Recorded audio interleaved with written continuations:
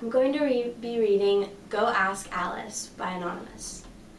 July 10th. Dear Diary, I don't know whether I should be ashamed or elated. I only know that last night I experienced the most incredible experience of my life. It sounds morbid when I put it into words, but actually it was tremendous and wonderful and miraculous.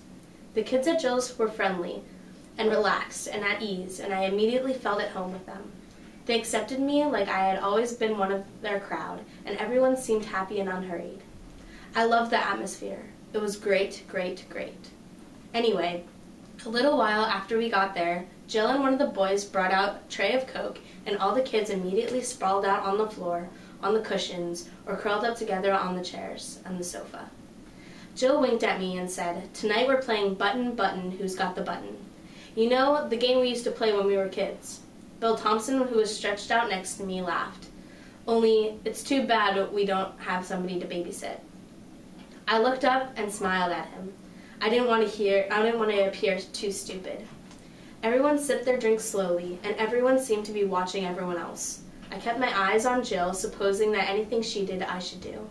Suddenly, I began to feel something strange inside myself, like a storm. I remember that 2 or 3 records had played since we had the drinks, and now everyone was beginning to look at me. The palms of my hands were sweating, and I could feel droplets of moisture on my scalp at the back of my neck.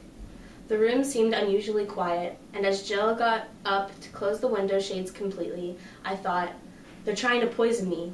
Why? Why would they try to poison me?" My whole body was tense at every muscle, and feeling of weird apprehension swept over me, strangled me, suffocated me. When I opened my eyes, I realized that it was just Bill who had put his arm around my shoulder. "Lucky you," he was saying in a slow-motioned record on the wrong speed voice. "But don't worry, I'll babysit you. This will be a good trip. Come on, relax, enjoy it, enjoy it." He caressed my face and neck tenderly, and I said, "Honestly, I won't let anything bad happen to you." Suddenly, he seemed to be repeating himself over and over, like a slow-motioned echo chamber. I started laughing, wildly, hysterically. It struck me as the funniest, most absurd thing I had ever heard. Then I noticed the strange shifting patterns on the ceiling. Bill pulled me down, and my head rested in his lap as I watched the pattern change to swirling colors, great fields of reds, blues, and yellows.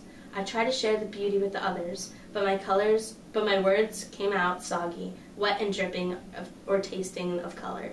I pulled myself up and began walking, feeling a slight chill which crept inside me as well as outside my body. I wanted to tell Bill, but all I could do was laugh.